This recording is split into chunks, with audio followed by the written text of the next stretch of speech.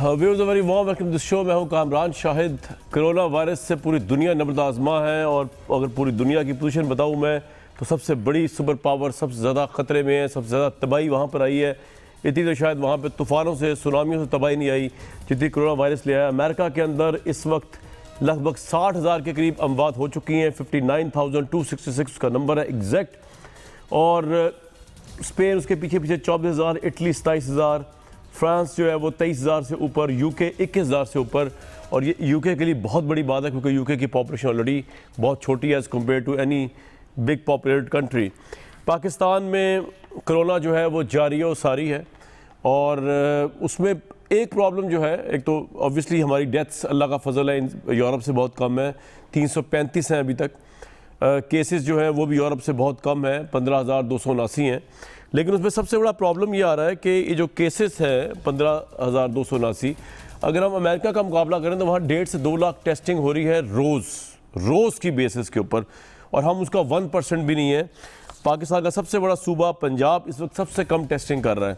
सिंध जो है जो पॉपुलेशन में पंजाब से छोटा है वो 4,000 रोज़ाना टेस्ट कर रहा है, 4,112, जबकि पंजाब जिसकी पॉपुलेशन कई गुना ज़्यादा है सिंध से, वो सिर्फ 2,390 टेस्ट कर रहा है। 28 अप्रैल की डेट में 27 अप्रैल को 1,795 टेस्ट किए गए, 26 अप्रैल को 1,500 किए गए, 25 अप्रैल को 1,755 किए गए। उसके मुकाबले में सिंध ने उससे ज़्यादा टेस्ट किए। तो तासुर ये उभर रहा है कि गवर्नमेंट जो है वो जानबूझ के टेस्ट कम कर रही है ताकि जितना बड़ा ये क्राइसिस है, जितना ये फैल चुका हुआ है, पूरी दुनिया को उसके बारे में हकायक ना बताए जाएं, जिसके अंदर WHO भी है जिसको हम बताते हैं, जिसमें वर्ल्ड है, जिसमें पाकिस्तान का अवाम है, पाकिस्तान की अवाम है, उनसे छुपाया जाए। इसके अलावा और कोई वजह हो नहीं सकती क्योंकि पंजाब के पास रिसोर्सेज भी सिंध से ज़्यादा है, उनके पास टेस्टिंग किट्स भी सिंध से ज़्यादा है, लेकिन यहाँ टेस्ट क्यों कम हो रहे हैं, सबसे बड़ा सवाल है। उससे बढ़कर एक और सवाल ये है कि जो मैं पूछूंगा अभी हमारे साथ, पहले आपको गेस्ट का तारुफ करा दूं, अली नवाज जवान साहब, डॉक्टर सदीक मलिक साहब, चौधरी मंजूर साहब, डॉक्टर सुलेमान नसीब साहब, ये सब कोई अपनी जगह पे है। लेकिन जो केयरलेसनेस और जो कन्फ्यूजन का इजहार गवर्नमेंट की तरफ से किया गया, हर जगह पे किया जा रहा है, उसकी नज़ीर नहीं मिलती। अभी आपको मैं गवर्नर इमरान इस्माइल जो उनके मतलब अल्लाह को सेहत दे, उनके मतलब कहा गया वो बड़े केयरलेस वाक़या हुए जब उन्होंने सिंध के दौरे पर गए, मास्क नहीं पहन रहे थे, डिस्टेंस नहीं रख रहे थे। आज पंजाब के वज़ीर आला जो थे वो टाइगर फोर्स के इफ्ताह करने गए थे, अगर हम फुटेज दिखा दें उसकी तो आप अंदाज़ा लगाएं कि लोगों को लीडरशिप क्या मैसेज दे रही है। मास्क नहीं पहना हुआ था वज़ीर आला पंजाब ने, हालांकि कहा यह जा रहा है आवाम को कि आप मास्क पहने, कोई सोशल डिस्टेंसिंग नहीं, अगर आप देखें बिल्कुल साथ साथ जो है वो लोग उनके फिर रहे हैं, कोई सोशल डिस्टेंसिंग नज़र नहीं आ रही दूर दूर तक, ये देख सकते हैं आप। फिरोज़ आशिक अवान साहब उन्होंने मास्क नहीं पहना हुआ, वज़ीर आला पंजाब ने मास्क नहीं पहना हुआ, कोई फासले नहीं है। तो जब ये पोजीशन गवर्नमेंट की हो और उस्मान डार साहब साथ खड़े हुए, जब ये position government of the day की हो तो लोगों को क्या मैसेज आएगा। लेकिन मसला ये है कि लोग कोरोना वायरस का शिकार हो जाए, आम लोग तो उनकी ज़िंदगी मिजरेबल है। खुदा न खास्ता बड़े लोग जब होते हैं तो उनके लिए तो खैर पूरा वज़ीर आला हाउस, गवर्नर हाउस, वो सब होता है। तो इसलिए आपने इस इंस्पिरेशन पे नहीं जाना, ये जो वज़ीर आला उस्मान बुज़दार कर रहे हैं या गवर्नमेंट के दूसरे हकाम करते हैं। लेकिन अब करें तो क्या करें, गवर्नमेंट खुद इतनी कन्फ्यूज़ है, वो कहती है जी गरीब को ही बचाना, लॉकडाउन खोलना है, लेकिन हमारे डॉक्टर्स जो है वो ये लॉजिक मानने को तैयार नहीं है। तो मैं शुरू करूँगा डॉक्टर से। डॉक्टर सुलेमान नसीब साहब, आप सदर हैं ग्रैंड हेल्थ अलायंस के। डॉक्टर साहब, ये आप लोगों ने क्या अन्नी मचाई हुई है, सिंध से लेके KP से लेके पंजाब तक, आप हर 2 दिन बाद एक प्रेस कॉन्फ्रेंस कर देते हैं। भाई पंजाब में, लाहौर में, पाकिस्तान में इतनी तबाही नहीं फिरी है, तो आप क्यों कह रहे हैं कि लॉकडाउन ना खोला जाए, गरीब मर रहा है वहाँ पे, आप पता नहीं किस उसके ऊपर है एजेंडे पे डॉक्टर साहब। अब बिस्मिल्लाहिर्रहमानिर्रहीम, देखें ये जो आपने बात फरमाई है कि सिंध में, बलूचिस्तान में या कोयटा में या पेशावर में जो प्रेस कॉन्फ्रेंस हुई है, ये बिल्कुल आपने बजा फरमाया है। पंजाब में हमने ऐसी कोई प्रेस कॉन्फ्रेंस नहीं की। सिंध, बलूचिस्तान और KPK के डॉक्टर्स, हेल्थ प्रोफेशनल, नर्सिस और गवर्नमेंट्स जो हैं रिस्पेक्टिव वो एक पेज पे हैं। आप देख लें कि अज़रा प्लेजो साहब हैं सिंध की वज़ीर सेहत, और जो सिंध के हेल्थ नहीं, आपका मसला क्या, चलो वो तो एक डॉक्टर साहब मुझे बताएं कि प्रॉब्लम क्या है। सिर्फ 100 डेथ्स हैं, 1400 लोग रिकवर हो चुके हैं पंजाब, पूरे पंजाब में जिसकी आबादी कोई 11 करोड़ से ऊपर है यार। तो आप लोग फिर भी वावला मचा रहे हैं कि लॉकडाउन ना खोले, डॉक्टर्स लुट गए, बिस्तर कम पड़ जाएंगे, इतने बड़े करंटीना उन्होंने बना दिए हैं, कोई रायवेंट सिटी के करीब बना दिया है, कोई एक्सपो सेंटर में बना दिया है, कोई यहाँ बेदिया रोड के करीब बना दिया। और आपको क्या चाहिए और हुकूमत क्या करे जनाब, इतना तो मरीज नहीं जितना उन्होंने फैसिलिटीज दे दी हैं आपको। सर नहीं, आप शायद आपको सही इन्फॉर्मेशन नहीं है। चले आप गाइड करें। पंजाब में हमने बिल्कुल नहीं कहा कि आप लॉकडाउन करें। पंजाब में जो स्टैटिस्टिक्स हैं वो बिल्कुल गलत बताई जा रही हैं। पंजाब में नंबर ऑफ द टेस्ट जो परफॉर्म किए जा रहे हैं, कल सिर्फ 1500 टेस्ट हुए हैं। पंजाब में तो जो असल स्टैटिस्टिक्स हैं वो आप तक पहुंचाई नहीं जा रही। पंजाब में जो 5000 या 6000 के करीब हैं, ये अभी वो लोग हैं जो सिर्फ खुद चल के आए हैं। गवर्नमेंट तो स्क्रीन कर ही नहीं रही, गवर्नमेंट हेल्थ प्रोफेशनल्स का टेस्ट ही नहीं कर रही। इस वक्त 200 से ज़्यादा डॉक्टर, नर्सिस, पैरामेडिक्स कोरोना का शिकार हैं पंजाब में। 300 से ज़्यादा लोग हमारे टेस्ट करवाना चाह रहे हैं, उनके ये टेस्ट नहीं कर रहे। आप जिनको हॉस्पिटल्स या क्वारंटीन्स कह रहे हैं वो कुछ भी नहीं है। जिसको एक्सपो को हॉस्पिटल कह के ये आसमान पे थूक रहे हैं और कह रहे हैं हमने वुहान के बराबर का अस्पताल बना दिया, वो सिर्फ और सिर्फ एक ड्रामेबाजी है। वो कोई अस्पताल नहीं है, वो एक होटल है जहां पे ना लोगों को खाना मिल रहा है, ना मरीज को डॉक्टर चेक करने आ रहे हैं, ना आप किस जगह की बात कर रहे हैं कि जो क्वारंटीन सेंटर के नाम पे होटल बना दिया गया है, वो कौन सी जगह की बात कर रहे हैं आप?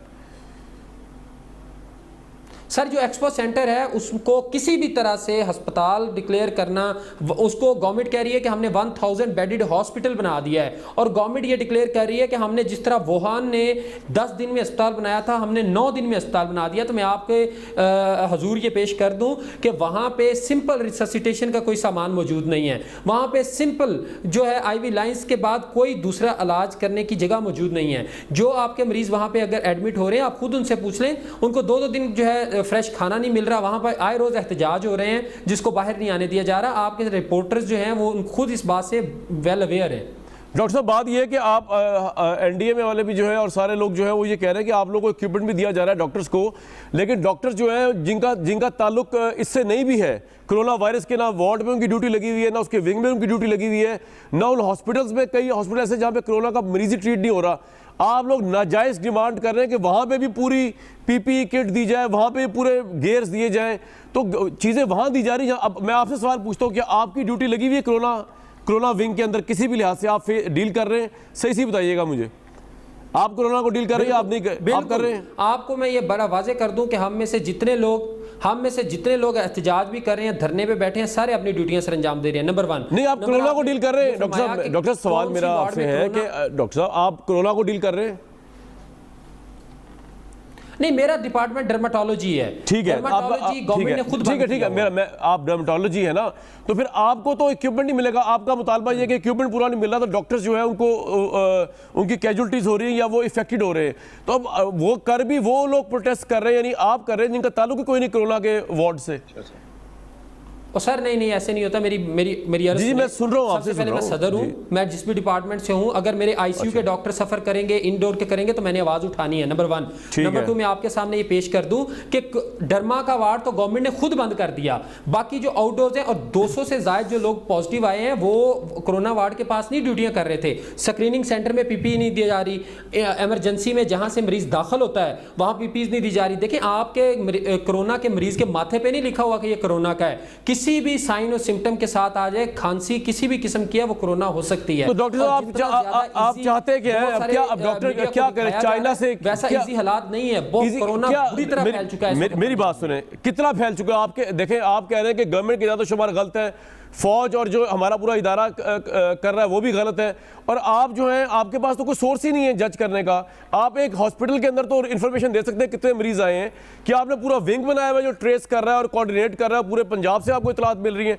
किस तरह आपके पास इतनी इन्फॉर्मेशन, और वो इन्फॉर्मेशन क्या है? क्या यह खुदा ना खास्ता हजारों लोग, लाखों लोग इफेक्टेड हो चुके हैं? यंग डॉक्टर एसोसिएशन है पंजाब के तमाम हॉस्पिटल के यंग डॉक्टर्स जो वहां पे इलाज, चलो मुझे फिगर दें, आप मुझे क्लियर फिगर दें पंजाब में कितने कोरोना वायरस, आप बताएं मुझे। गवर्नमेंट कह रही है 5887 मरीज हैं और 100 कैजुअलिटीज है। आप बताएं आपका क्या फिगर है, कितने मरीज और कितनी कैजुअलिटीज है, कितने लोग मरे हैं कोरोना से आपके हिसाब से? हम ये कह रहे हैं कि इस वक्त सिर्फ लास्ट 2 दिन से 1500 टेस्ट किए जा रहे हैं। इस वक्त सिंध जो आपसे आधा सुबह 4000 टेस्ट तो डेली वो कर रहा है। हम ये कहते हैं डॉक्टर साहब ये तो मैं इशू रेज कर चुका हूं, मैं आपसे कह रहा हूं कि वो मैं कह चुका हूं, लेकिन आपको हकायक जिस पे आप प्रोटेस्ट करें वो क्या है? आपके नजदीक पंजाब आप कह रहे हैं जी बहुत फैल चुका, तबाही आ चुकी है, वो तबाही क्या है? कितने पंजाब में कितना पता चला? गवर्नमेंट से सवाल तो करें। तबाही, मेरी बात सुनिए, आप हमें टेस्ट करने की सलाहियत देते हैं, हम बता देते हैं। जब आपने टेस्ट ही नहीं करने, आपका जो गैस है, की बात सुन ले, जो मरीज मेयो अस्पताल में गए हैं उनको बेड नहीं मिला, जो मरीज गंगाराम में गए हैं उनको बेड नहीं मिला, मरीजों को तो दाखिला ही नहीं हो रहा। कल सर्विसेज समेत पूरे लाहौर के अस्पतालों में 2-2, 3-3 स्लॉट्स थी। अगर आप टेस्ट ही परफॉर्म नहीं करेंगे, आपके जो हेल्थ प्रोफेशनल्स हैं उनके टेस्ट नहीं हो रहे, पीआईसी का सारा पीआईसी जो है प्राइवेट चुगताई लेबॉर्ट्री से टेस्ट करवा रहे हैं, हमारे जितने डॉक्टर नर्सिस पैरामेडिक्स हैं वो चुगताई लेबॉर्ट्री से टेस्ट करवा रहे हैं। हम यही कहते हैं आप टेस्ट करें ताकि हकायक अवाम के सामने आ सकें। राइट अली नवाज अवान साहब, मैं चाहता हूं कि इनको भी आप रिस्पॉन्ड कर दें और डॉक्टर मुसद्दिक मलिक साहब को रिस्पॉन्ड कर दें। डॉक्टर साहब, आपने मेरे प्रोग्राम में आके कहा था लास्ट टाइम कि जी हमारे मरीज़ लाखों में पहुंच जाएंगे और अमवात भी बड़ी हज़ारों में हो जाएंगी, जो जिसे आप कहते हैं कि ट्रेंड जा रहा होता है। मतलब मफहूम ये था बात का, मैं ये नहीं कह रहा एग्जैक्टली आपने यही कहा था, लेकिन डॉक्टर साहब खुदा का शुक्र है कि मैं अभी डॉक्टर हसीब साहब से भी यही डॉक्टर सुलेमान हसीब साहब से भी यही बहस कर रहा हूँ कि इतनी तबाही नहीं फिरी। अगर 5000 का फिगर भी गलत है कि टेस्टिंग भी कम अगर हो रही है मुसद्दिक मलिक साहब, तो इसके बावजूद कैजुअल्टीज़ तो पूरे पाकिस्तान में 300 से कुछ ऊपर है, पंजाब में 100 हैं। तो हमें इतना हाइपर होने की क्या जरूरत है डॉक्टर्स को कि जो इतना वाविला किया जा रहा है, गवर्नमेंट प्रेशराइज डाला जा रहा है। मुसद्दिक मलिक साहब देखें, पहली बात तो ये है कि अल्लाह का बड़ा करम है, अभी तक हमारी जो अमवात की शरह है वो कम है। और हमारी अमवात की शरह इस वजह से कम है कि हमारी जो पॉपुलेशन है, हमारी 85% जो पॉपुलेशन है वो 40-45 साल से कम उम्र है। और ये इस वबा की जो मोर्टेलिटी रेट है, यानी शरह अमवात जो हैं, वो यंगर पॉपुलेशन में कम है। हमारी प्रॉब्लम क्या है?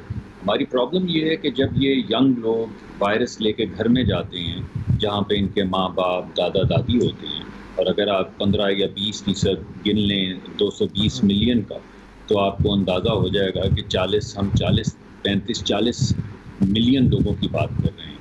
ये जो 4-5 करोड़ बूढ़े बुजुर्ग लोग हैं, इनके अंदर अमवात की शरह जो है वो बाज़ जगहों पर 10 से 15% के दरमियान है। तो आप 4 करोड़ की अगर 10 या 15% लगा लें अमवात की शरह, तो आपको पता चल जाएगा कि कितने लोग जो हैं उनकी ज़िंदगी इस वक्त गैर महफूज है। अब सवाल ये पैदा होता है कि ये ज़िंदगी गैर महफूज है क्यों? और उसकी वजह यह है कि हुकूमत ने एक बड़ी वाज़ेह पॉलिसी बनाई है। मैं बहुत दिन से लॉबी कर रहा था, मुझे कोई पार्टी की परवाह नहीं, मैं पार्टी लाइन से माबरा लॉबी करने की कोशिश करता हूँ। और कल मैं इस्लामाबाद एक मीटिंग के बाद छोड़ के वापस आ गया लाहौर, क्योंकि मुझ पर यह वाज़ेह हो गया कि हुकूमत ने एक वाज़ेह पॉलिसी बना दी है कि देखिए हम लोगों को बचा तो सकते नहीं हैं, तो अब इनको मरने दें। जो बच जाएंगे वो काम करते रहेंगे, जो मर जाएंगे वो अल्लाह की रज़ा, हम इसमें क्या कर सकते हैं। तो इस तरह की कोई सवाल है डॉक्टर साहब, ये आपने बात की, ये बहुत बड़ी बात है। आप ये कह रहे हैं कि गवर्नमेंट ने पॉलिसी बना ली है कोरोना वायरस, क्योंकि अगर किसी को हो भी जाए तो या तो 15 दिन में जिंदा रह जाता है और बच जाता है, निकल आता है, और या 15 दिन में वो फारिग हो जाता है। नहीं कामरान साहब, नहीं है। नहीं, आप ये कह रहे हैं कि गवर्नमेंट की ये पॉलिसी कि 15 दिन तक जो जिंदा बच गया, जो मर गया, खोल दो लॉकडाउन। आप ये तो बड़ा इल्जाम है गवर्नमेंट के ऊपर। देखिए, सबसे पहली बात तो ये है कि इस वक्त लॉकडाउन तो ख़त्म हो चुका है पूरे पाकिस्तान में। सिंध का मुझे नहीं पता, इस्लामाबाद और पंजाब का और खैबर पख्तूनख्वा पेशावर का बिलखुसूस मैं आपको बता सकता हूँ कि इस वक्त लॉकडाउन नहीं, गर्मियों की छुट्टियाँ हैं। सिर्फ स्कूल बंद हैं, कॉलेज बंद हैं, पार्क बंद थे, पार्क भी खुल गए हैं, सिर्फ मॉल बंद हैं। इनको तो हम गर्मियों की छुट्टियाँ कहते हैं। इन गर्मियों की छुट्टियों का मकसद क्या है? मकसद ये है कि हुकूमत ने हथियार डाल दिए हैं। हुकूमत ये कह रही है कि देखें, हम कुछ भी कर लें, हम लोगों को बचा नहीं सकते। तो इससे बेहतर ये है कि अब लॉकडाउन खोल दिया जाए, बजाय इसके कि हमारी इकॉनमी ख़राब हो। लोगों को बचाने की ज़िद में इकॉनमी को बचा लेते हैं, लोगों की खैर है, जो बच जाएंगे वो इकोनॉमिक कंट्रीब्यूशन करते रहेंगे। मैंने आपके ही गालिबन प्रोग्राम में पहले भी बताया कि स्टील के ऊपर ये वायरस 3 दिन जिंदा रहा था। आपने कंस्ट्रक्शन साइट खोल दी, उसमें कुदाल जो है वो स्टील का है, वो 4 लोग एक कुदाल से काम कर रहे होते हैं। वो जो बाल्टी उठा के लेके जाते हैं, कड़ाही जो होती है वो स्टील की बनी होती है, वो एक बंदा उठाता है, उसमें वो डालते हैं, रेत डालते हैं, सीमेंट डालते हैं, वो दूसरे को देता है, दूसरा सीढ़ी तक लेके जाता है, सीढ़ी पे एक बुजुर्ग ऊपर लेके जाता है, ऊपर लेप करने वाला उसको अपने रंबे से लेप करता है।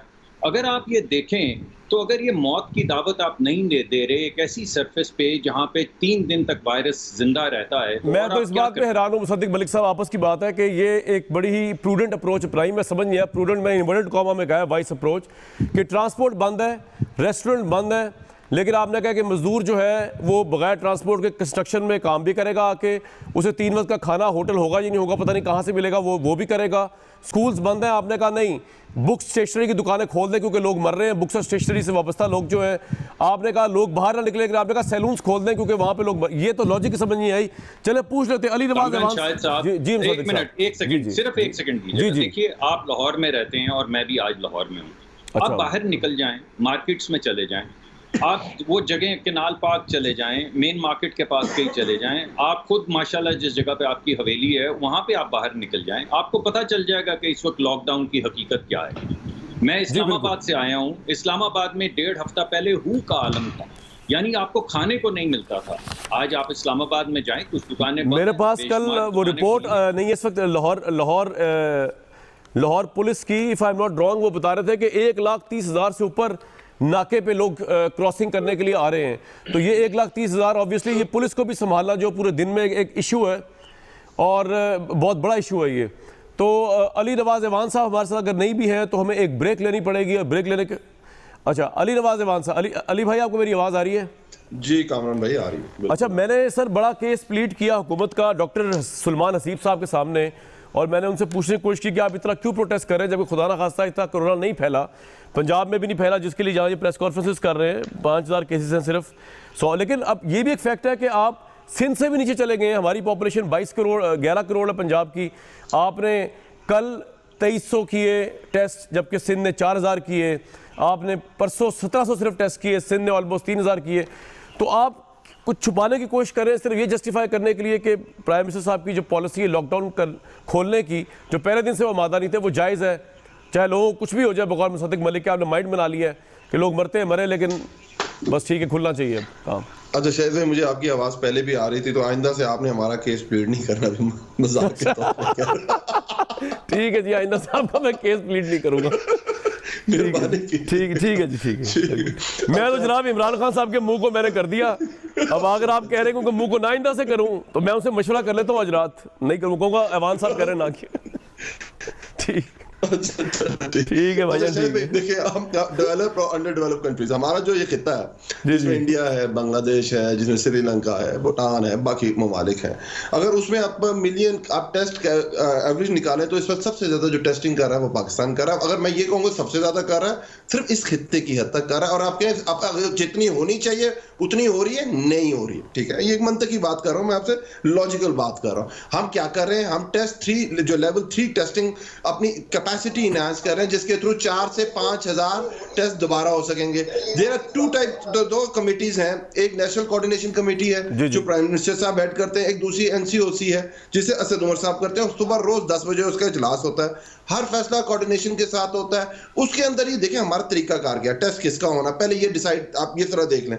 टेस्ट उसका होना है जिसके पास ये प्रॉपर सिम्टम्स जिसके हो जाते हैं, वो कहता है कि मुझे ये वाले सिम्टम्स हैं, और वो जब डॉक्टर सेटिस्फाई होता है वो बुलाता है, उसका टेस्ट करता है, अगर पॉजिटिव आ जाए जो उसकी चेन होती है उसकी टेस्टिंग होती है। ये मास टेस्टिंग नहीं है जैसे अमेरिका में, जर्मनी में क्या होता है। अली भाई आप सिंध से कम क्यों कर रहे हैं? मेरा सवाल बुनियादी ये कि सिंध की पॉपुलेशन पंजाब से कम है, नहीं, आप उससे भी कम क्यों कर रहे हैं? जी, तो आपकी कैपेसिटी 20,000 टेस्ट डेली करने की इनहैंस हो चुकी हुई है। मैं जो फॉर्मूला, जिस फॉर्मूले के तहत टेस्टिंग होती है कि इस फॉर्मूले के तहत इन लोगों की टेस्टिंग होगी, ये मास टेस्टिंग की तरफ हम नहीं गए हैं। आप बात कर रहे हैं मास टेस्टिंग। अब मेरा लेट्स सपोज किसी का कोरोना वायरस डिटेक्ट होता है, इसके सिम्टम्स आए, वो गया, डॉक्टर ने कहा इसका टेस्ट होना चाहिए, उसका टेस्ट हुआ, और उसके बाद उसकी चेन का टेस्ट हुआ 16, 17, 18, 20 लोग। लेकिन अली भाई एक बात देखें, आप जानते हैं कि एसिम्प्टोमेटिक केसेस भी है ना, अब तो पता ही नहीं चलता। तो टेस्टिंग को तो आपने बढ़ाना ही, सारी दुनिया बढ़ा रही है। सिम्पटम्स के ऊपर आपने फैसला नहीं करना। जी शायद भाई बिल्कुल ठीक, इसीलिए हम अपनी कैपेसिटी एनहांस की ना। पहले तो हमारी कैपेसिटी बहुत कम नहीं, लेकिन हमारे पास तो अपनी थी नहीं। कल तो आपने कम किए टेस्ट अली भाई, कल तो आपने, मैं देखे मेरे सामने लिस्ट मौजूद है, कल आपने 1700 किए। इसका प्रोसीजर चेंज किया जा रहा है, हम भी इस तरफ जा रहे हैं। जो आप बात बिल्कुल है, एक बंदा उसको कोई सिम्टम, जैसे सईद गनी साहब थे, उनको कोई सिम्टम नहीं था, वो पॉजिटिव हुए और कैरियर थे, वो किसी से मिलते तो उस शख्स को भी कोरोना हो सकता है। अच्छा हो गया ना कि बगैर सिम्टम्स के टेस्ट किए, तो आप भी बगैर सिम्टम के टेस्ट कर, रैंडम टेस्ट करें ना, आप कम कर रहे हैं। हम शायद भाई इसी तरफ जा रहे हैं। पहले हमने अपनी कैपेसिटी एनहांस करनी थी, पूरी दुनिया इस चीज के अंदर फंसी हुई थी। अगर आप यूरोप, अमेरिका, इंग्लैंड से पूछें, जो 2-3 हफ्ते पहले जब वो जिस स्टेज पे खड़े थे, आज पाकिस्तान उस स्टेज। अच्छा, ये जो अब एक मेरी बात बताएं, आप मुझे एक बात बताएं, ये जो सिंध से लेके ये फिर उनका हर अली भाई सुन तो ले, लोग दुनिया मास टेस्टिंग की तरफ जा रही है और इंशाअल्लाह ताला हम भी उस तरफ। मेरी एक बात सुने, बड़ी अच्छी बात है अगर आप कर जाएंगे उस तरफ, लेकिन अभी डॉक्टर सुलेमान हसीब साहब मेरे साथ हैं, इससे पहले मेरे साथ कराची के एक बड़े एमिनेंट डॉक्टर मौजूद थे। ये लोग पॉलिटिकल नहीं है, ये आपके पॉलिटिकल राइवल्स नहीं है, नून लीग या किसी और जगह से नहीं है, पीपल्स पार्टी से। तो मुझे बताइए कि ये जो रो रहे हैं कि आप लोगों ने लॉकडाउन को जो स्लिम थिन कर दिया है, जो लूज कर दिया है, और उसके बाद हॉस्पिटल्स के अंदर जगह नहीं, उन्होंने कहा लाहौर में वो खुद बता रहे हैं कि मरीज एडमिट नहीं हो रहा, इतनी बुरी पोजीशन है जो आपने क्राइटेरिया बनाया उससे अब यूरो आपके सामने बताया डॉक्टर साहब ने। मैं कब कह रहा हूँ गलत कह रहे हैं भाई, थोड़ा कुछ अगर शायद भाई अगर जान की अमान पाऊं तो बात कर सकता हूँ। मैं तो भैया वो केस लड़ा है आप जो चाहे करें, अब आप माने ना माने, ये आप पे फेवर कर दी मैंने। सर मेहरबानी सर, मैं आइंदा नहीं करूंगा सर, मैं तारिक जमील की तरह माफी मांग लेता हूं। नहीं भाई, ये देखिए आपने कौन सा मौजूद लेके आए, मौलाना तारिक जमील। चले अच्छा आप ले, एक मिनट सुन ले। मौलाना तारिक जमील साहब बड़े रिस्पेक्टेड शख्स है और उनको किसी ने नहीं कहा माफी मांगे, मैंने तो एटलीस्ट नहीं कहा, ना मेरी जसारत है जनाब। वो बड़े आदमी है, बड़े लोगों में बैठते हैं, प्राइम मिनिस्टर्स के साथ बैठते हैं, आर्मी चीफ के साथ बैठते हैं, हर प्राइम मिनिस्टर के साथ बैठते हैं। मेरी क्या, वो तो उन्होंने खुद कॉल की थी प्राइवेटली और उसकी मेरी क्या बात हुई वो छोड़े, मैंने कभी ऑन एयर भी उस पर बात नहीं की। तो वो बड़े आदमी, मैंने नहीं कहा कि वो दूसरे किसी ने कहा होगा माफी उनसे, मैंने नहीं कहा। बराबर अब आगे चले आप। मुझे भी नहीं कहा, मैंने फिर भी मांग ली भाई। नहीं आप ना मांगे सर। अच्छा सर आगे चलते हैं। मैंने ये नहीं कहा कि जो डॉक्टर साहब आपके प्रोग्राम में आए हैं वो गलत कह रहे होंगे। मैंने ये भी नहीं कहा जो बाकी डॉक्टर से आपने बात की हो, जो सिंध में जिन डॉक्टर्स ने हड़ताल जो प्रेस कॉन्फ्रेंस की थी उन्होंने गलत की हो। सर इस वक्त चारों सूबों की नेशनल कोऑर्डिनेशन कमेटी के अंदर, एनसीओसी के अंदर रोज 10 बजे जो मीटिंग होती है उसके जो रिजल्ट्स हैं चारों सूबों के चीफ सेक्रेटरीज और आप प्रोविंशियल मिनिस्टर से पूछ रहे हैं। इस वक्त तक जो आपकी कैपेसिटी आपने एनहांस की उसके टोटल 25% अभी तक आप पे लोड पड़ा है। हाँ ये बात जरूर हो सकती है जिन हॉस्पिटल में ये डॉक्टर साहब काम करते हैं या बाकी जो डॉक्टर्स जिन्होंने प्रेस कॉन्फ्रेंस उनको पूरे पंजाब से मिलता है डाटा, उनकी लिमिट अली भाई उनको पूरे पंजाब से डाटा मिलता है। टोटल फैसिलिटीज अवेलेबल की गई हैं उसका टोटल 25% अभी तक यूज हुआ है। ये अल्लाह करे इतना। ठीक है, आपका ये पॉइंट आ गया, मैं जरा आगे चलता हूँ। आपका पॉइंट आ गया, बिल्कुल आ गया। और जॉय साहब मुझे समझ नहीं आई बात कि देखें ये तो मान नहीं रहे अली साहब, लेकिन अली भाई नहीं मान रहे, हम भाई भी कहूँगा फिर भी नहीं मानना। तो बात ये है कि मैं डॉक्टर हसीब साहब से भी यही बहस करता नजर आया था, लोगों को नजर आ रहा था कि मैं ये कहता खुदा अल्लाह का शुक्र है कि पाकिस्तान में उस तरह की कैजुअल्टीज़ नहीं हुई। और इसमें मैं अल्लाह का फजल है, गवर्नमेंट को क्रेडिट नहीं दे रहा, ये पता नहीं कौन से फैक्टर जिनकी वजह से हो रही है, वरना हमारे पास ना कैपेबिलिटी है ना उस तरह के वैक्सीन तैयार करने के तरीक़ेकार हैं जिनकी वजह से कंट्रोल कोई हो गया हो। ये तो बस अल्लाह की तरफ से कुछ हुआ तो हुआ है, या तारिक जमील साहब की दुआओं की वजह से हुआ है और दूसरे जो मुफ्ती तकी उस्मानी साहब हैं उनकी दुआओं की वजह से। लेकिन आपने जो आज नफीसा शाह साहिबा ने ट्वीट किया है और आप लोग जो एजेंडा एक लेके उठे हैं कि जी ये इसलिए नहीं किया जा रहा ज़्यादा टेस्टिंग ताकि ज़्यादा पता ना चले कि पंजाब में कितना हद तक ये फैल चुका हुआ है। तो सर कैजुअल्टीज़ ही कम है, अगर ये टेस्टिंग नहीं भी कर रहे, छुपा भी रहे हैं, तो आप डेथ तो नहीं छुपा सकते। जी बहुत शुक्रिया कामरान साहब। मैं सिर्फ ये एक गुजारिश करना चाहता हूँ कि मैं जितना मर्जी बोल लूँ, फजूल बोल लूँ, उसका कोई फ़ायदा नहीं है। फिगर्स जो होती है ना जी वो झूठ नहीं बोलती। बंदे इंसान झूठ बोल लेते हैं या गलत बयानी कर सकते हैं या कोई चीज़ छुपा सकते हैं। अगर केपीके के अंदर डेथ टॉल जो है या अमवात की शरह 114 लोग मरे हैं टोटल में से, और केपीके की आबादी जरा देखिए कितनी है। मैं 2-3 फिगर्स और आपके सामने रखना चाहता हूं। लेडी रेडिंग हॉस्पिटल में सैटरडे को 2 डॉक्टर्स पॉजिटिव हुए, अच्छा। संडे को 4 पॉजिटिव हुए, मंडे को 6 पॉजिटिव हुए, ट्यूसडे को 9 पॉजिटिव। ये डॉक्टर्स का बता रहे हैं आप? जी डॉक्टर्स का मैं बता रहा हूं। और 21 लेडी डॉक्टर्स पॉजिटिव हुई हैं लेडी रेडिंग हॉस्पिटल में, लाहौर में, जो गाइनीज में काम करती है। ये बता रहा है कि एक्चुअल नीचे ग्राउंड पे सूरत-ए-हाल क्या है। और हमें ये बार बार बताते थे कि हमारे पास इस महीने के आखिर तक 25,000 टेस्टिंग कैपेसिटी आ जाएगी। अच्छा। और आप पंजाब में कितनी कर रहे हैं टोटल? 2390। जी पंजाब में 2390 कल हुई है, 1795 परसों हुई है। जी ऐसे ही है। मतलब अगर सिंध के पास कैपेसिटी उन्होंने 4112 कर ली है, मतलब 4112 फिर क्यों नहीं कर ऑलमोस्ट 3000 परसों। जी परसों 3000 थी, कल 4000 है। मतलब आप क्यों नहीं कर रहे टेस्ट? मुझे नहीं समझ आया। मेरे जिले के अंदर एक बंदा गुजरांवाला से आता है, एक फैक्ट्री में काम करता है, वो जाता है उधर किंग मोड में, और वहां पे 43 लोग जो हैं वो पॉजिटिव आ गए। और जहां से गुजरांवाला से आया है, आज मैं देख रहा था जिला कसूर की फिगर 58 है और जहां से वो गुजरांवाला से आया उसकी जो है वो पता नहीं 22-24 के करीब है।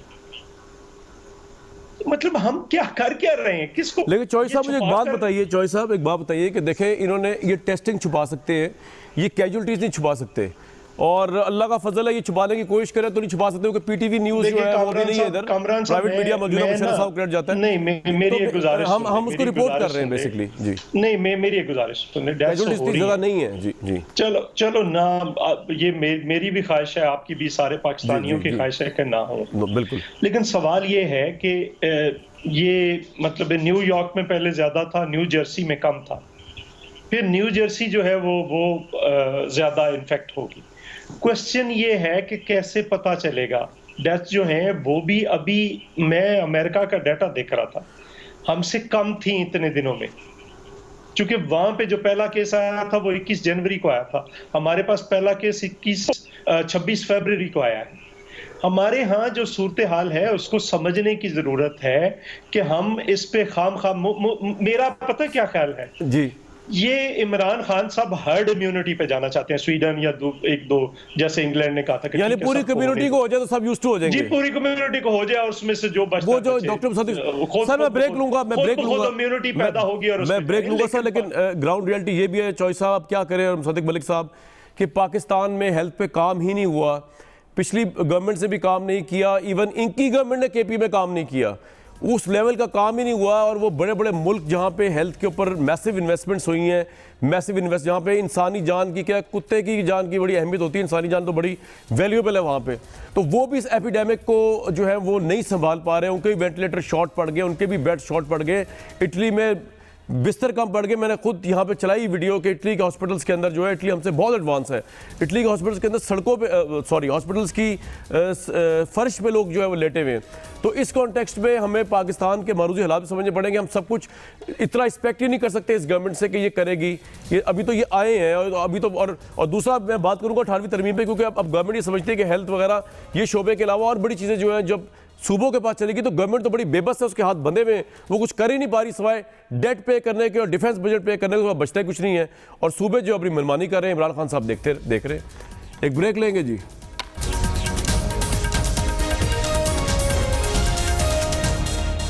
Very warm welcome back to this show. Prime minister Imran Khan ने जो है ड्यूरिंग दिस कोरोना क्राइसिस अपनी टीम को चेंज किया, बड़ी अहम चेंजेस थी। इंफॉर्मेशन मिनिस्ट्री चेंज हुई, फुल फ्लेज मिनिस्टर आए, हम आपको रिपोर्ट कर रहे हैं जब से ये चेंजेस आई हैं। और एक जनरल रिटायर्ड आसिम बाजवा साहब आए, उनका career as a DGI ISPR बड़ा डिस्टिंग्विश रहा।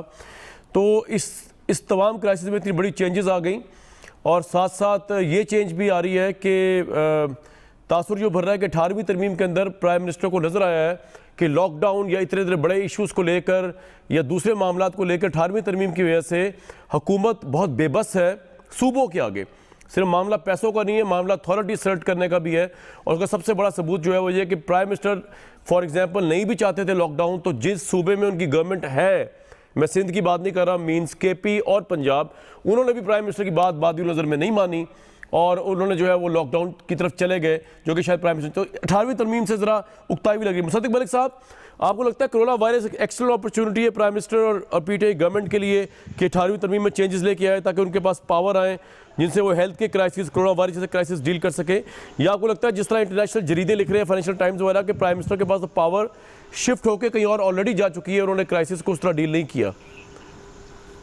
देखिए, पहली बात तो ये है कि इस वक्त जो मुकदमा पेश किया जा रहा है वो मुझे तो समझ ही नहीं आ रहा। पूरी दुनिया में मसलन अमेरिका की मिसाल ले लें, वहाँ पे वफाक जो टैक्स इकट्ठे करता है, अगर वो किसी सलीके से वो स्टेट्स में या मुख्तलिफ उनकी जो रियासतें हैं उनमें वो बांटता है, तो वो इजाफी पैसे अपनी रियासतों को इस वक्त दे रहे हैं कोरोना वायरस की वजह से। और यही एक चीज़ हमें जो सिंध को प्रॉब्लम आ रही है और जिस वजह से ये सियासी नोक झोंक हो रही है, उसकी वजह ये है कि प्राइम मिनिस्टर साहब सिंध को कह रहे हैं कि भाई आप अपनी मर्ज़ी से बंद कर लें, लेकिन जब सिंध बंद करने के बाद वफाक की तरफ देखता है कि वो इजाफी पैसे जो बंद करने के लिए चाहिए, जिनके ज़रिए लोगों को खुराक मुहैया की जाएगी या गरीब लोगों को पैसे दिए जाएंगे, तो वो तो सारे पैसे आपके पास हैं। तो प्राइम मिनिस्टर साहब कहते हैं हाँ तो वो मेरे पास हैं, लेकिन अगर आपका जी चाहे तो आप बंद कर लें। देखिए, कोई भी खुद मुख्तारी जो है या कोई भी जो डेवोल्यूशन है वो इकोनॉमिक या मुआशी इंडिपेंडेंस के अलावा कोई इंडिपेंडेंस नहीं होती। आज की तारीख में कोरोना वायरस की वबा को सामने रखते हुए इस वक्त गुफ्तगू तो ये होनी चाहिए कि कोई ऐसा तरीका हो कि इस वबा से निपटने के लिए जो इजाफी पैसे हमारे सूबों को चाहिए वो वफाक कैसे देगा। जो हमें $1.4 बिलियन IMF ने दिए हैं उनको फौरी तौर पे सूबों में कैसे तकसीम किया जाए ताकि वो ज़्यादा इफेक्टिव तरीके से, अगर किसी जगह पे लॉकडाउन की ज़रूरत है तो वो लॉकडाउन कर सकें। वो 230 अरब रुपए जो IMF ने दिए हैं, हमें तो कोई पता नहीं चल रहा कि सूबों को क्या मिल रहा है उसमें। मगर गुफ्तगू जो हो रही वो उल्टी हो रही है, उल्टी गंगा है। गुफ्तगू ये हो रही है कि जो हम सूबों को पैसे दे रहे हैं क्या वो ज़्यादा नहीं है, जैसा कि आपने अपने इब्तदाइये में बताया, और ये बात आपकी ठीक है कि जब आप सूबों को पैसे बांट देते हैं तो आपके पास डेट सर्विसिंग के बाद शायद 200 अरब नहीं, दिफा भी पूरा नहीं होता। देखिए, मैं आपको इस दफ़ा का बताता हूँ। इस दफ़ा 3300 अरब जो है वो है जो डेट को सर्विस करना है, 1200 अरब जो है वो दिफा है, 400-500 अरब जो हैं वो हैं ये आपके जो पेंशन होती हैं, ये बन गया 5000 अरब। इस दफ़ा हमारी 4000 अरब भी कलेक्शन नहीं होगी। इस 4000 अरब में से सूबे को जब आप पैसे 60% या 58% दे देंगे तो वफाक के पास तो डेट को सर्विस करने के भी पैसे नहीं रह जाएंगे। ये बात ठीक है, मगर इसका जवाब क्या है? इसका जवाब है ग्रोथ। यानी हमारी पॉलिसी ये थी कि मुल्क को ग्रोथ की तरफ लेके जाओ ताकि ये डिस्कशन ही ना हो। ये डिस्कशन इस वजह से हो रही है कि 6% ग्रोथ को हम 2% पे ले आए और कोरोना की वजह से वो -4% पे चली जाएगी। तो हर एक कह रहा है, छीना झपटी शुरू हो गई कि किसी तरह हम ये पैसे सारे ले लें। अब बात ये है कि एक मुकदमा तो वो है जो वफाक का है, जो मैंने अभी आपके सामने पेश किया। दूसरी तरफ 40% जो पैसे सूबों को मिलते हैं वो जाते हैं तालीम और सेहत में। अब 27% से 30% जाते हैं तालीम में और बाकी 8-9%। तो सर आप कह रहे हैं 18वीं तरमीम में चेंज की जरूरत नहीं है? जी नहीं सुने ना सर, मैं तो आपको ये कह रहा हूँ कि इस वक्त सूबों को ज्यादा पैसे देने की बात करें ताकि ये कोरोना वायरस जो है इससे हम लड़ाई कर सकें। बिल्कुल ठीक है जी, बिल्कुल ठीक है। नहीं हो रही।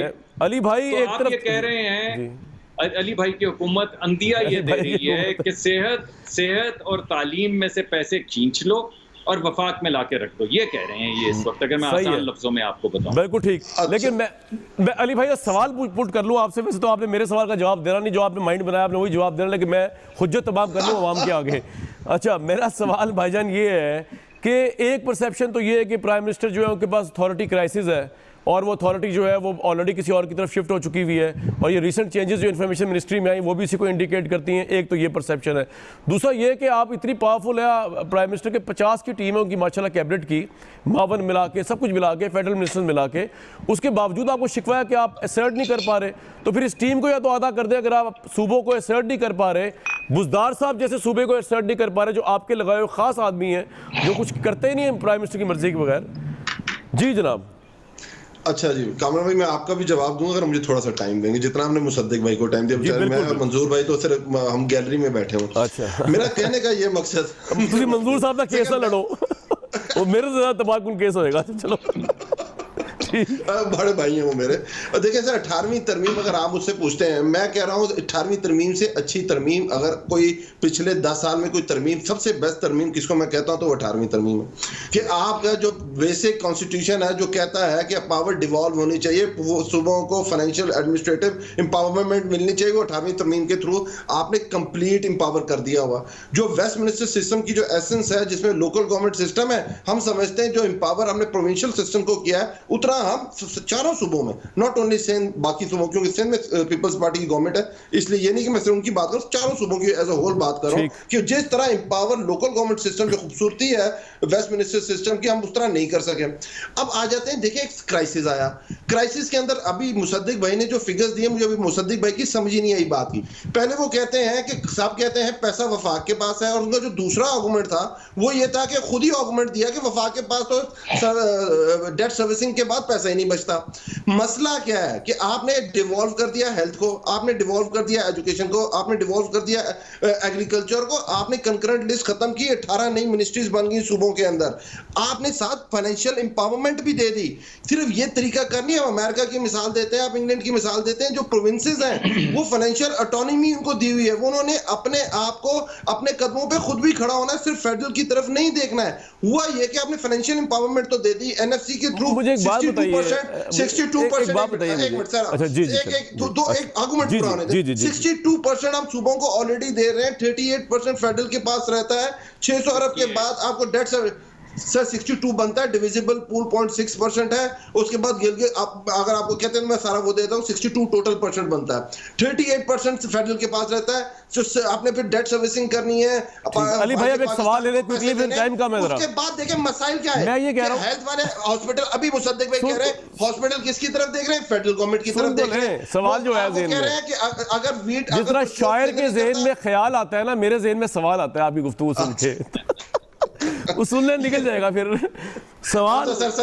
मेरे ख्याल में मबनी सवाल ये है कि आपने इतनी पावर लेके करना क्या है अली भाई? ऑलरेडी जो आपने पावर ली, मेरी बात तो सुने सर, सुन तो ले। ऑलरेडी जो आपने पावर ली हुई है वो कहाँ पे है, वो तो नजर ही नहीं आ रही। तो ये आप किसके लिए पावर ले रहे हैं? मेरी सर पूरी बात, पूरा शेर पूरा तो हो जाए नसर की फॉर्म में। सारी पावर आपके पास आने के बावजूद पावर आपके पास तो है ही नहीं, लोग ये कह रहे हैं फाइनेंशियल टाइम्स वाले। तो मजीद आपने पावर क्यों लेनी? अच्छा है ये सूबों को मिली हुई पावर, ये कुछ कर तो रहे हैं इलेक्टेड नुमाइंदे। आपकी तो 50 में से अनइलेक्टेड टीम ही लंबी चौड़ी है। क्या मैं इसमें क्या बात की जाए मजीद? अच्छा शुक्र आप इलेक्टेड है। आपकी मेरा ख्याल है इस पे मुसद्दिक भाई और मंजूर साहब भी हंसी रहे होंगे, क्योंकि सिर्फ मैं ही इलेक्टेड बैठा हूँ। हाँ जी, अच्छा मैं बात करने की ये कोशिश कर रहा हूँ क्योंकि मुसद्दिक भाई बाद में इलेक्टेड हुए ना, पहले तो नहीं थे ये। नहीं यार हद हो गई, चलो ठीक है भाई। अच्छा मैं और बात करने की आज मैं हमारी गवर्नमेंट वो गवर्नमेंट नहीं है शायद भाई। इंशाल्लाह 5 साल जब गुजरेंगे हम ये नहीं कहेंगे कि सानू दिता कि इसी से साडा इसको साहब किस चीज का मांग रहे हो। ठीक है, हम ये कहेंगे जितने बड़े फैसले हुए हैं, जितने आपने ये तो आप कुछ कह ही नहीं सकते इसके अलावा कोई। ठीक है, हाँ वो तो आपने कहना है भाईजान, आप ये कह सकते हैं, आप करने पड़ेंगे, ओन तो करना ही पड़ेगा यार, हद हो गई। ये तो फिर ये तो बात है रुसवाई की, ये तो करना ही पड़ेगा। चॉइस साहब इनको ओन तो करना ही पड़ेगा, डिसीजन इन्होंने लिए या नहीं लिए। तो अब आपकी बड़ी चालाकी है कि आपने सूबों को पावर देने के बाद अब आप बैठ गए उस पे रख के ना अपना वो पावर। तो अब इनको मजीद थोड़ी पावर चाहिए, इनको चाहिए जिसको भी चाहिए दे दे थोड़ी सी, क्या मसला है? वो कामरान साहब जनाब, ये पोल्यूशन कम हुआ है ना, हाँ जी, तो चीजें दूर से नजर आना शुरू हो गई। अच्छा, तो इसी तरह से इनकी ताकत भी नजर आना शुरू हो गई है कि है कहाँ पे। नहीं लेकिन वो ताकत मजीद ताकत चाह रहे हैं आपसे वैसे। अच्छा, आप छोड़ दो थोड़ी सी। अच्छा मेरी गुजारिश तो सुन लेना। जी जी मेरी गुजारिश सुन ले। अब एक वाकया, टाइम नहीं मैं वरना सुनाता, फिर कभी आपके प्रोग्राम में इसी पे सुनाऊंगा कि और हमें एक हमारे यहाँ पे तो उन्होंने कहा चेयरमैन हमें दे दें, वाइस चेयरमैन दे दें, किसान मजदूरों की सीट भी दे दें, लेडीज भी दे दें, और साथ बताएं हमें इख्तियार क्या देंगे आप। तो उन्होंने कहा जी इख्तियार अब आपने हमें देना कि हमने आपको देना है, सारा कुछ इनके पास है। चलो सिंध को छोड़े मुझे ये बताएं कि पंजाब ने खत लिखा है 128 अरब रुपए का। अच्छा। कि हमें हमारा आपने 128 अरब रुपया देना है, वो दें। दूसरी गुजारिश ये है कि देखें असल इशू प्रॉब्लम कहाँ पे हुआ। इन्होंने कहा था कि जब हम आएंगे तो पहले साल 8,000 अरब रुपया आएगा, चूंकि ईमानदार लोग आ जाएंगे और लोग लाइनों में वो नहीं आ सका जी। नहीं हुआ। बाहर से इन्होंने कहा जी कि $100 अरब और वो जो रोज पता नहीं क्या। चॉइस साहब आई एम सॉरी, मैं ब्रेक के लिए कहा जा रहा है। चॉइस साहब मैं ब्रेक लूंगा, उसके बाद आपको बताता हूँ। I am so sorry choice साहब, मैं ब्रेक के लिए कहा जा रहा है, ब्रेक लूंगा जी। वक्त ने किया क्या हंसी सितम के वक्त नहीं रहा हमारे पास। अपना बहुत ख्याल रखिएगा, कल तक दीजिए इजाजत।